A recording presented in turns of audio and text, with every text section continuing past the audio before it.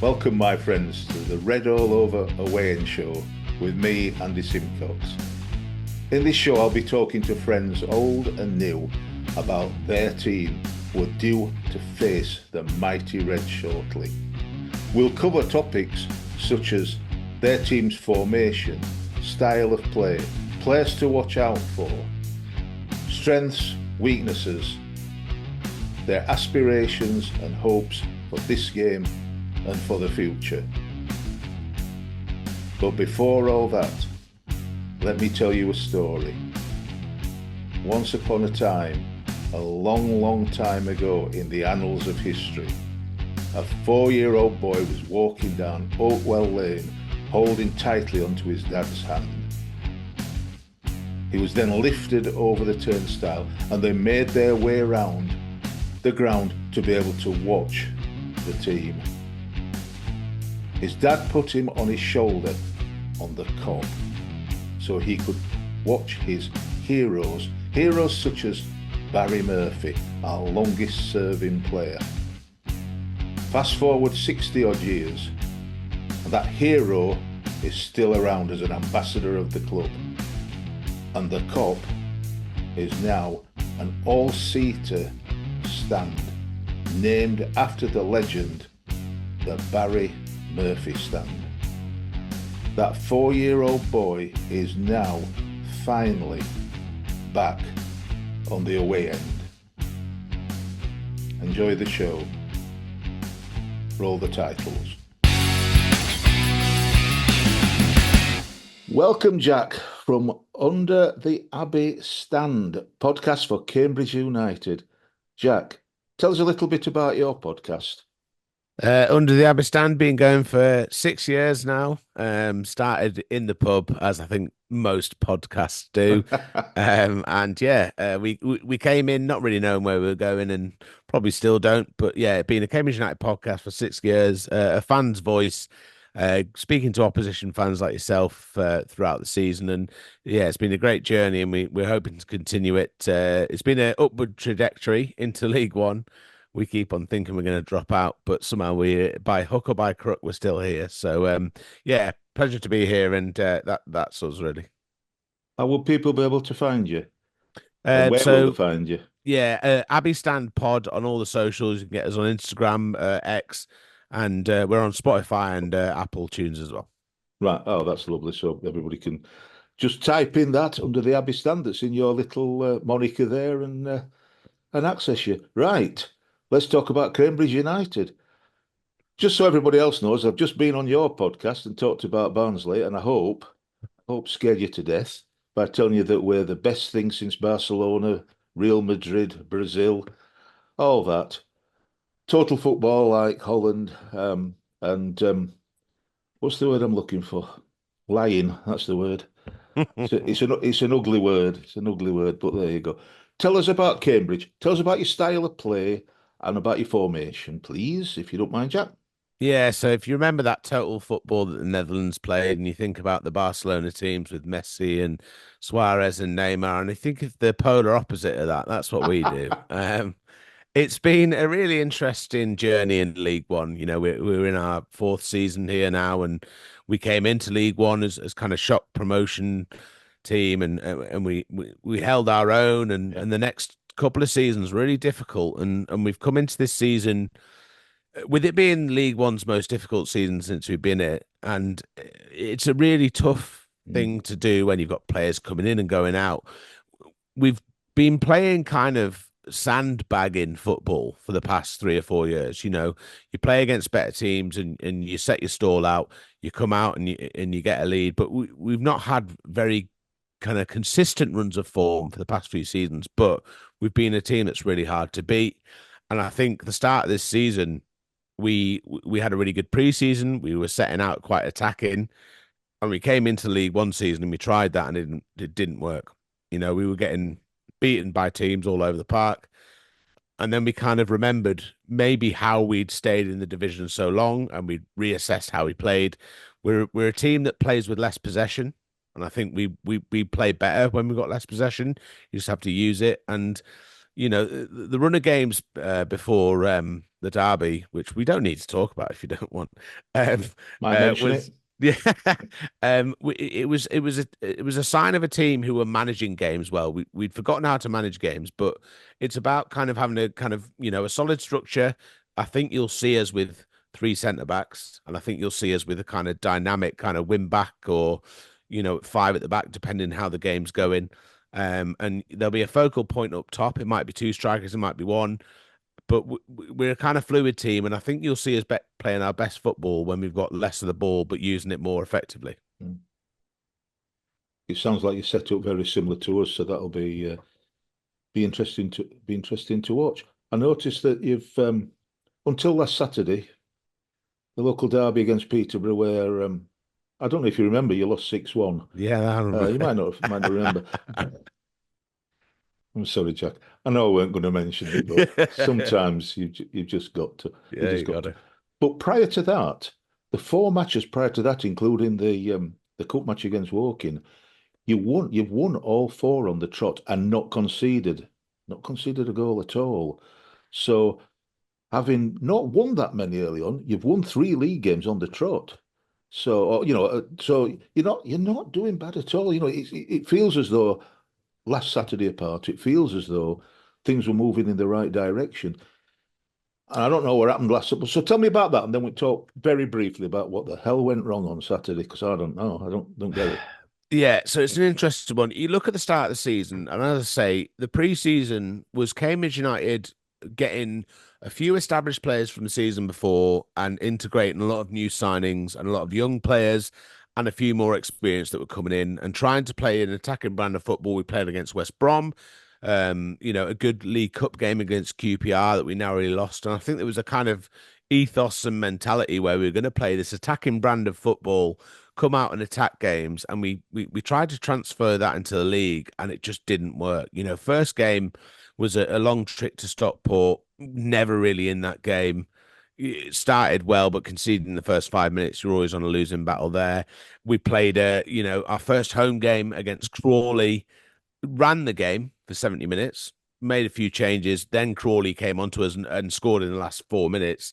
And from there, our 1 point until we started winning was against Blackpool. We were 4-1 down at home. Blackpool threw that game away. There was no suggestion that Cambridge United had got a point from that. It was Blackpool throwing the game away. And we just didn't have the right kind of mindset or mentality for the season we were encountering. So I think it was a case of, I think international breaks helped us. I think a little bit of kind of disjointed football helped us a little bit, and then we came back into it. And all you need is that catalyst, that one game to kind of turn it over. I think the game against Wigan was fortunate in a lot of senses. A very early goal and then a goalkeeper own goal, and Corey Smith, who we will speak about later in the podcast, deserves credit because he took a shot and it hit the back of the goalkeeper. But to be 2-0 up inside 20 minutes, when you've not won all season, is a massive kind of carrot dangling for you to go on and get your first victory. And I think we were fortunate with the run of fixtures. We travelled to Stevenage, who are a good team, but it's not a long journey. And then we've got another home game against Burton, and we've nicked that at the end. So I think United have seen the games in front of them and played them. I think we were lucky against Woking. We should be beating Woking in the cup, and we did, but not convincingly. And then we had a pizza trophy game, or whatever you call it now, and won that against Chelsea under 21s. A perfect lead up to a derby, especially when you're down there and you need to be winning. And of course that went as well as you'd imagine it to. So after coming back and gradually improving and getting there, what happened last Saturday? I think there was a Peterborough huge... are a good side, Yeah. and they're a good attacking side. They've got players that will score, but I didn't see that coming at all. I think the biggest kind of reason for this happening is what happened to us last season. We went there and we lost 5-0. And I think there was a huge monkey on the back of the Cambridge United squad, players who were there, players who weren't, and the manager himself. Gary Monk wasn't in charge when we got beat 5-0 at London Road last year, pretty much to the day. It was 11th of November, and we were there, and we all left at 55 minutes when the fifth goal went in. And then we go back there, and there's just a kind of air of, yeah, we're worried about this, but there's no way we can concede 5 goals again and lose this game. And when the majority of your fan base leaves your derby at half time because it's that bad, and across the two, the 180 minutes of football that's being played, no Cambridge United player has been yellow carded for something that happened on the pitch. It shows you that there might be a little bit of not enough kind of mentality going into the game. I think if you're losing by that margin against your local rivals, somebody needs to take it by the scruff of the neck and do something on the pitch. And I don't think there was enough commitment. I think we are overawed by the situation both times. I think that the players were worried about it going into it, but we played well. In the 6-1 defeat, which sounds crazy to say, made a good start. Whoever scores the first goal is probably going to take control of the game. But to that extent, we were playing well before that, and to capitulate to that level could define our season. And suddenly, the game coming up against you guys at home is, monumental for our season. Most certainly, it's either turn it round or it could spiral back down, couldn't it? At that, at that rate. Obviously, I hope it does, just for this one game, but not in general.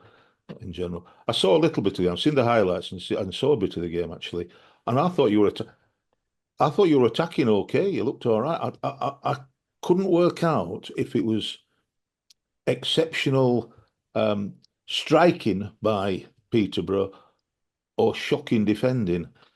I don't know what you thought. We've been culpable all season of just being a little bit easy to get past. Like there's been teams that haven't had to get out of, third gear to get past us. I think we're really guilty of inviting teams on and inviting the pressure and then not doing enough to kind of zone them out. And I think that's happened again and again. I think you can't do that in a derby, and you certainly can't do it, against a team like Peterborough. Kwame Poku scored two in that 5-0 and scored a hat trick in the 6-1. We give a player like that so much space and so much respect, they're going to punish you, take that player out of the game, and you've removed 5 goals from the 11 we've conceded. And I just think it's a bit about kind of mentality, and someone needs to stand up and be counted. And we'll talk about key players and key parts of the pitch. Michael Morrison's been a great servant to us and to Football League generally, but that's a man who's maybe coming towards the end of his career, and I wonder whether we've fallen victim a little bit to having someone like that in such a large game be front and center and getting found out a bit. He's 36, I think. We've got Mark Roberts, who's come back to us from Birmingham City. He's a Barnsley lad. He's 34, but he's showing no signs of letting up. He's still strong in the air, strong in the tackle, gets to it first, quick. He's not lost any of it, and a couple of years can make a difference, can't it? Like you say, come towards the end of your career, but he's vastly experienced for a defence, and of course. Go on, sorry. Go on. I think that's the thing, though. I think when you're at that level, that point of your career, I think there can be a turning point that can be a couple of months. You can be right on it, and then you have a break, or there's a couple of games that don't go your way, and suddenly, you're so scrutinized every game. When you've got a player like that, if there's a couple of games that go badly, you really start to look at that player whose legs are going a little bit, or who's just a second off it. And Michael Morrison has been an incredible player for us, but when that starts to happen, I'm afraid it's a really savage game, and you're going to be earmarked as the weak link, and it's a sad thing to see. But this season doesn't get any longer to allow for the older players or the younger players, and I think it's got to be quite savage, really. It's going to be interesting because if last season it had been meat and drink for Michael because we were pumping a lot of high balls forward to players that weren't as tall or as strong in the air as him. We've got similar players, got the same players playing up there, but we started a different style of football. We started to play to the strengths of the players we've got, such as Max Waters, who can run in behind, get wide. Same with Stephen Humphreys and people like the guy that we've signed from Mansfield, Davis Keeler Dunn. They move quick and get behind defences, so we're not playing anywhere near the same number of high balls to say try and get your head on that and not do him because it's not we've not really, apart from Sam Cosgrove, who's been injured, we haven't really got a target man. So we started to wise up a bit and play to players' strengths. So it'll be interesting to see how we play against Michael and vice versa. As manager, you've got Gary Monk, and you're our old player. And I told you before we started, I felt when he played for us, I felt for Gary because we signed him as a centre half and then didn't play him there because we got centre half, so we played him in the centre midfield. And it didn't do him any favours because he wasn't very quick. So he were always a yard behind getting to the ball. So he looked, well, he looked slow and he looked poor in that position. A few times, though, we played him at centre back and he looked a really good player. So I don't think we did him any favours, and I think it was right. It was right for him to move on, and I'm pleased for him that he's got a career managing. He's continued his career apart from obviously the team that's local to us, or one of the teams that local to us that I'm going to talk about. I'm going to mention them. So I don't think he's got any particular love for Barnsley, and I don't blame him. I don't blame him at all. He cemented his place in. I don't know, not in our hearts, I'll tell you that, for signing as a manager of Sheffield Six. But I wish him all the well with yourselves, apart from obviously in a few days' time and in the return game. So you've got him. Paul Digby, lovely lad for us. He was one of our young ones that came through. We got great hopes for him, tall lad, good in midfield.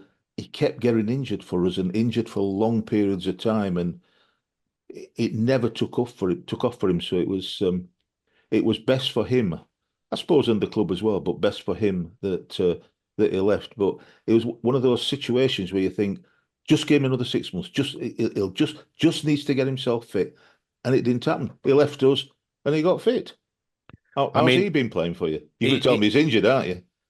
Well, sadly, very much sadly, I am. But I tell you what, he's been one of the most influential players for us over the last 4 years. He's been absolutely incredible. He was my player of the year a couple of seasons ago. He's been a linchpin in midfield, and we've absolutely, we've ruined the job by playing him in a game we didn't need to play him in. We played him in the Pizza Cup. He went off injured. He's out for 6 to 10 weeks, and that could be so detrimental to our season. I mean, he has just been the ever kind of present. We've had some fantastic creative midfielders. We've had people go. We've had the Adam Mays, the Liam O'Neills. We've had Wesley Houlihan come through, of course, and just players like that. But Paul Digby has been the ever present. He's been there. We've got Corey Smith coming in. He's always been there as the kind of the ever reliable. He'll carry the ball from defense to attack. He's filled in centre back for us and just being fantastic, and had so few injuries, and then for him to get such a crucial injury at a crucial point for us in a cup, in my and I think your mind, that doesn't matter and shouldn't be being played, is for us just horrendous for our season. Absolutely. Playing a competition that shouldn't matter. Is there an estimated time for how long he's going to be out? Yeah, 6 to 10 weeks, which is for us just absolutely, it's an absolute nightmare. I mean, he's the player that you can kind of build your formation on. You can decide to go 3 at the back with wing backs. You can decide to go 4-4-2. You can decide to go 4 with a diamond in the middle, and you can always include Digby in that. So that's why he's so useful. He's very versatile. He's got a really good engine, and he'll always kind of, give it the reason why he's being club captain. And there's, players that kind of feed off him, whether it's younger players or the players come to the end of their career. And, he's a huge miss for us. I'm sure all Barnsley fans will wish him a speedy recovery as quickly as he and safely as he can, because obviously it's got to be right, hasn't it, before he comes back. And then there's building up the fitness as well. It's not just a case of it healing, it's getting back up to match fitness and all that. So wish him the best. It's a real shame for us because he's a player that kind of we can use as somebody to not guarantee our League One status, but to help us, drive us towards that. And to lose someone like this at a crucial point of the season, we would love to have a player like that in League Two, but we don't want to be thinking about League Two with Paul Digby. No. We want to be thinking about League One with Paul Digby as that linchpin, and then as next season, if we were in League One, a player that can complement our side. But it's such a shame because he's a great servant for Cambridge United and someone that shouldn't be overlooked. You don't make 180 appearances for a team, and be a bit part player. He is someone that deserves a lot of credit. Good luck to him, as I say, in a speedy recovery. You've also got an old loanee of ours, as you already mentioned, Corey Smith. He was a good player for us, a good steady player. Had a lot of time for him in the time that he was with us. How's Corey playing for you? It's a really funny one. If you'd asked me this kind of 3 or 4 weeks ago, I would have been really disappointed and quite scathing about him. His start to the season was kind of pedestrian, uninspiring, didn't seem to fit the system we were playing, looked off it, and we were quite scathing on the podcast. You're trying not to dig people out when you do this. I'm sure you don't want to, pick on anyone, but it just didn't seem like his style of football was going to fit what we were doing. We had Jordan Cousins come in last season, and we felt very much the same about him. But in the last 4, 5, 6 games, Corey Smith has come into his own. He's really, really carried us forward. And I spoke about that own goal that United benefited from against Wigan, and that was all Corey Smith. Picked up the ball 30 yards out, drove forward, pinged it across the floor, hit the post, and went in off the back of the keeper. But that was all Corey Smith, and he's just been, he's been brilliant. And we kind of have to separate our season into three parts. The first part where we were rubbish, the second part where we were brilliant, and the third part, which is the Peterborough game. And I feel like only one game. I can't. Well, you say that, but it's such a massive part for United fans who made that trip last season and then have done it again this season. It feels suddenly like the biggest part of the season. But Corey Smith has really, he's answered his critics, because there was a lot of people questioning why we'd put so much reliance on him coming in, why we were building the team around him. But yeah, he looks like a real player and just someone. I tell you what, we were playing really badly and no one was really kind of standing up and be counted. And suddenly, even when we were losing, Corey Smith was there and just really trying to kind of turn the tide. And when it did, he was front and centre. And all the players were flocking to Corey Smith, not just for that goal against Wigan, but generally. And it shows a player that really wants the team to turn their form around. And yeah, got to take my half to him. It's a nice thing to see. Jack, it might make you feel a bit better, but he usually plays very well against us. So, that might help you after your 6-1 drubbing last week. I don't know if I've mentioned that. So that's it. Tell us about we've talked about Gary, we've talked about Paul, we've talked about Corey, and Michael Morrison. Tell us about some of your other players that we ought to look out for and enjoy watching. Well, it's a really interesting one this weekend because we've spoken together, off this podcast and during it about international breaks, and we're going to be missing Vicente Reyes, our goalkeeper, on loan from Norwich, and he's a young Chilean goalkeeper who came under a lot of stress early season. He didn't look like he was kind of governing the box. He didn't look like a League One keeper. He's come into his own massively, and it being instrumental in those clean sheets. He's away on international duty with Chile, and Jack Stevens is going to have to kind of deputise. And he's a goalkeeper who's come under a lot of kind of hammering from fans. He's made some real clangers. So I feel like this is kind of like his time to stand up and be counted, but it's not an easy one for him. Sully Kai equally, he's on international duty. So we're not blessed with, personnel that we can call upon. I think Josh Stokes is a player on loan from Bristol City. He's coming back from injury.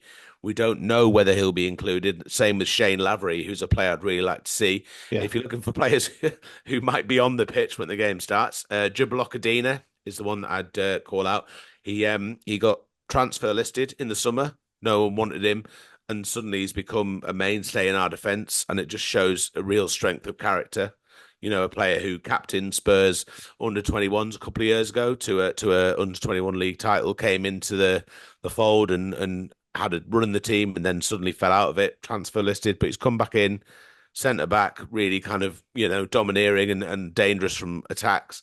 I think you also want to look out for James Brophy, who will be kind of famed in League One folklore. He loves to get forward, but has very little end products. But scored the winner against Woking And there's a running joke about fans storming the pitch if James Brophy scores. So prepare yourselves if James Brophy scores against Barnsley, because some fans might get close to the pitch. But yeah, an interesting one. And Dan Alundaloo came in last minute from Bolton, and someone that we need to lead the line if we're going to have a chance of survival. One last one is Brandon Njoku, youth prospect who's come through and just found his feet really quickly in the first team, which is really nice to see. So yeah, look out for those players. Okay, okay. In a short while, I'm going to ask you what you think about the game, and if you're looking forward to the game and your prediction and what have you. But before all that, we'll finish with that, Jack. Before all that, told you before, we've got two young lads, two 11-year-old twins who like to ask searching questions of well, say away fans are opposition fans because it's us that's away. I don't know why I do an away end show when we're away. It should be when you're away. Anyway, it don't matter really. I don't do them when we're at home and you're the away team. We're strange in Barnsley. That's all I can say. Anyway, Isaac and George, they're going to ask you a couple of questions, and they mean well, bless them. They want to take over this show and be the hosts and what have you, and I've absolutely no doubt that the time will come when they do, because I think they're already better than the rest of us. So we'll see. So I'm going to put them on now, and they're going to ask you the first question. Who's your tumble down, Ted? The one that's going down in the box like he's been shot by a sniper. Tumbletown Ted has definitely got to go to James Brophy. We've spoken about him before. He's all over socials for Cambridge United as being the cheeky chappy. He'll always be playing the pranks on the other players, and he's good, he's fast, and he's very kind of tricky. And yeah, if he goes down in the box, he'll let you know about it. So I reckon he's the one that will try and win a pen. If we're 4-0 down in the 90th minute, you'll see James Brophy doing theatrics in the box. I don't think referees will watch this, but whoever's our referee on Saturday, listen to this and don't let him con you, referee. Don't let that Brophy con you. Get a grip of it. Get him booked. Give him some of that if he starts with his antics. Anyway, I'm all right now. I'm back. Right. I'm going to put them. They've got a few questions, and I hope it's over. So the next question, I'm going to get them to ask you the next question. So here they are. Why don't you support a good team? Yeah, like Liverpool or Manchester City. Or best of all, Barnsley. Yeah, mine's an interesting story. I was born in Carlisle. Played football there. I know. That's nowhere near Cambridge. I know exactly. Every time I tell this story, it gets more of a question in eyebrow. But yeah, played football there till I was 17. Went to uni in Nottingham. Moved to Cambridge in 2012 when I was 21, and commentated on Cambridge in the conference as a broadcast journalist graduate. And then they got promoted to League Two, and the rights got removed from my radio station. So I thought I'd get a season ticket and start supporting them. And then, lo and behold, here I am. 10 years later, still supporting them. Wow, that's a hell of a journey. Jack, you could be my son. My son Jonathan did a sports science degree at Birmingham, and then went to Madrid University and did a master's in sports journalism. Come back and he did journalism at Eurosport. Now he's doing separate business. He's not involved in football. It's tech stuff now. I suppose it pays better. I don't know. Well, who knows? But yeah, similar journeys. Yeah. He never lived in Carlisle though. We didn't go that far. stayed in South Yorkshire. Well, I said that, but obviously went to London, to Birmingham, to London, to Madrid, to Paris, and then back to London, and then Manchester. Can't help it. Right. Oh dear, what a journey. So, having talked about my son for absolutely no reason whatsoever, I'll put the Scamps on for their very next question.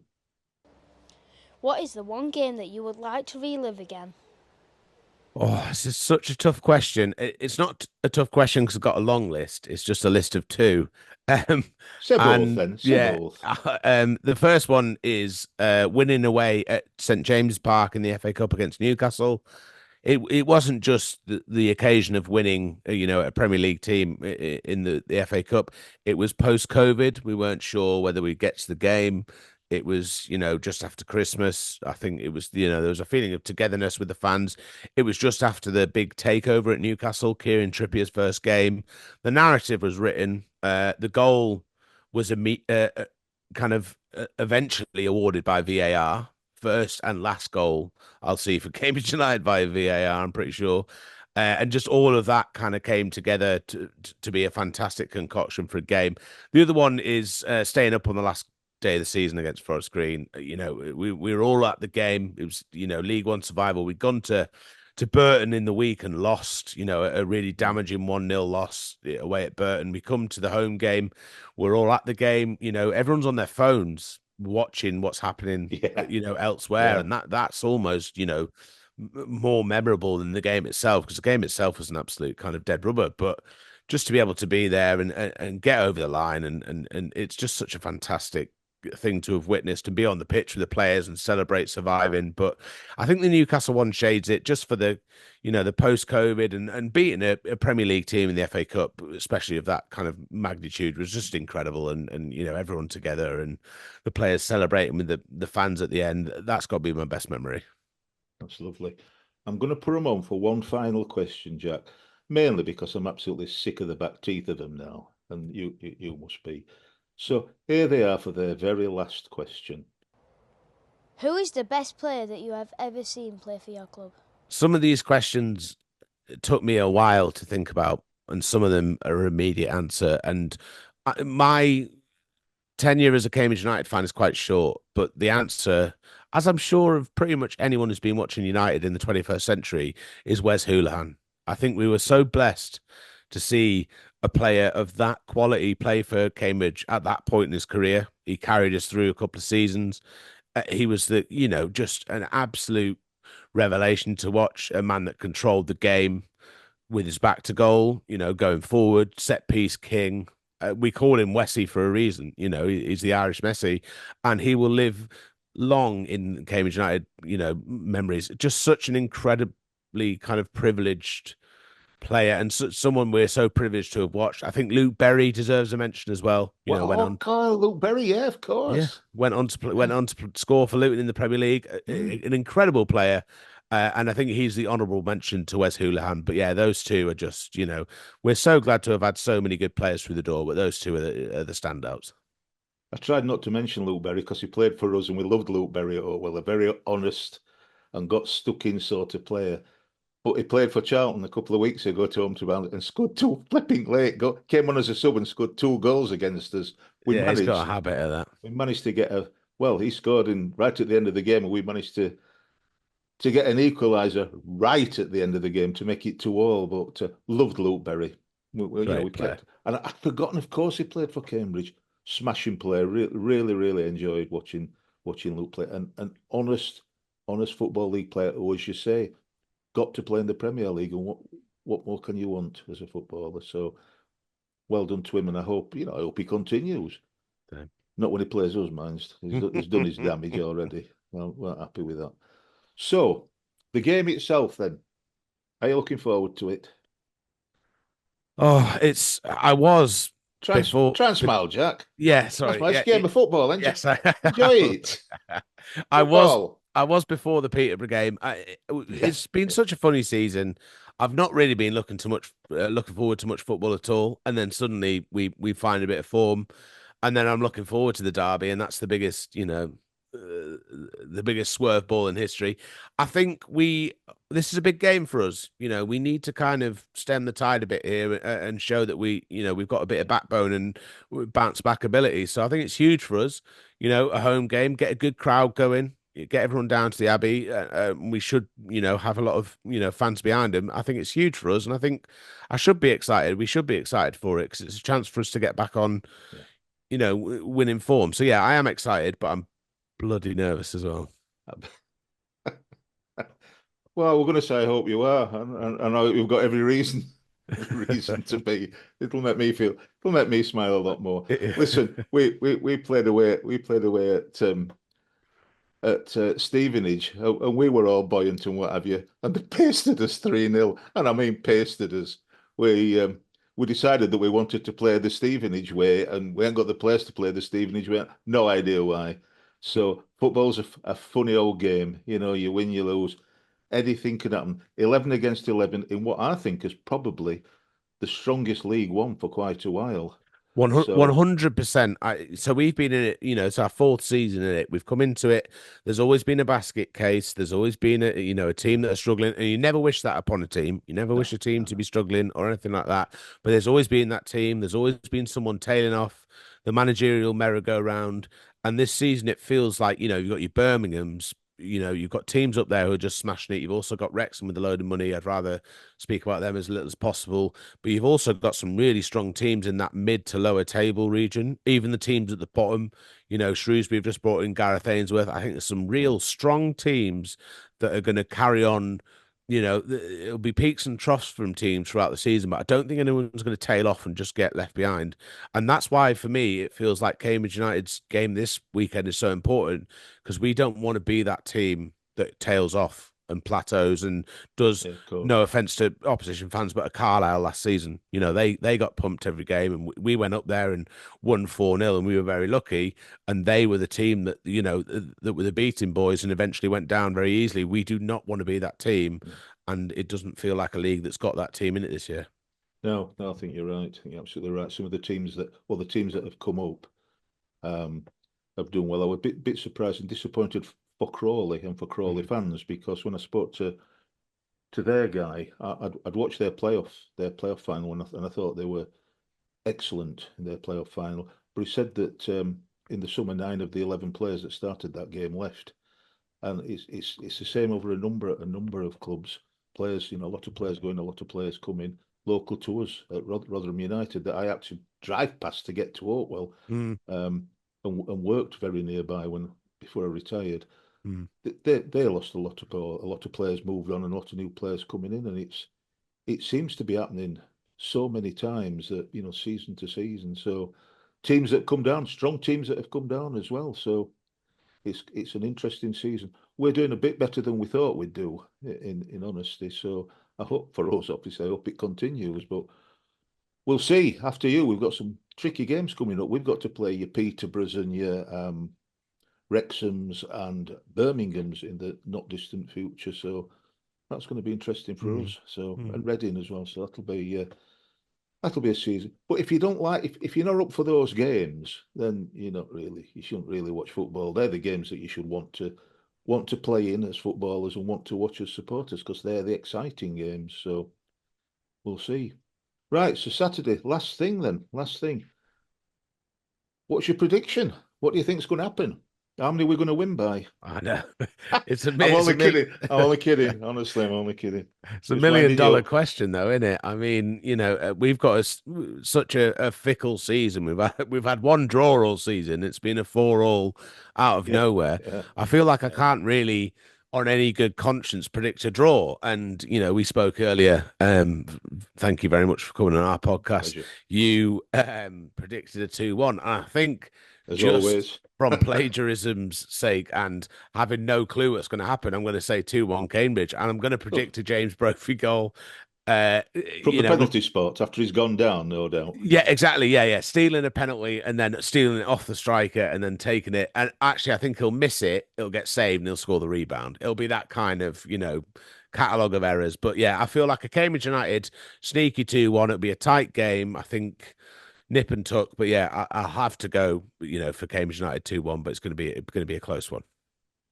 I think Jack, you're honoured, because I said on yours 2-1. What I normally do on other shows, or I try and give you a bit of toffee and say, oh, it'll be a 1-all draw, or you'll beat us 2-0, something like that. And then when I do our show, I say, well, I lied to them all. Yeah. They're going to win 2-1. I'm just a liar. And I haven't lied. I'm actually a bit, now I think about it, I'm a bit disgusted with myself. I appreciate your honesty. Well, maybe it's a new me. I'm not used to it. It's not.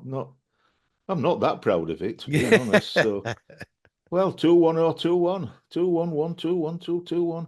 Exactly. Well, we'll see, won't we? And I hope I hope you get your wish the game after that one. I hope we continue on our merry way. But I don't want you to go down because I've enjoyed talking to you, Jack. I'm not sure we'll go up. So hopefully we might, if we're both in this league, we'll be able to speak again. And I'll look forward to that. It'll be really good. Fingers crossed we do this again next season, mate. Well, unless we go up. Yeah. I don't want you to go down. But we might go up. You never know. We might put a good run of form together. Hey, we did it. We did it in 2016 at Christmas or at the start of December. We were bottom of the table under Lee Johnson. We got shut to Lee Johnson and we got Paul Eckingbottom in. And by Christmas, we were, I think, either third off bottom or something like that. And we kept winning and winning and winning. And the last game got to the playoffs, played in the playoffs, got to the final and beat Millwall 3-1. So went up. It can happen. God's honest truth. Heard it here first. It can happen. Cambridge United getting promoted. It could happen. So I'll see you in Championship next season. See you next season, mate. Jack, it's been a pleasure. Thank you, mate. Ever so much for coming on. I really, really appreciate it. But appreciate it, mate. Cheers. Take care. Finally, as Kenneth Wolstenholme said in 1966, there are some people on the pitch. They think it's red all over.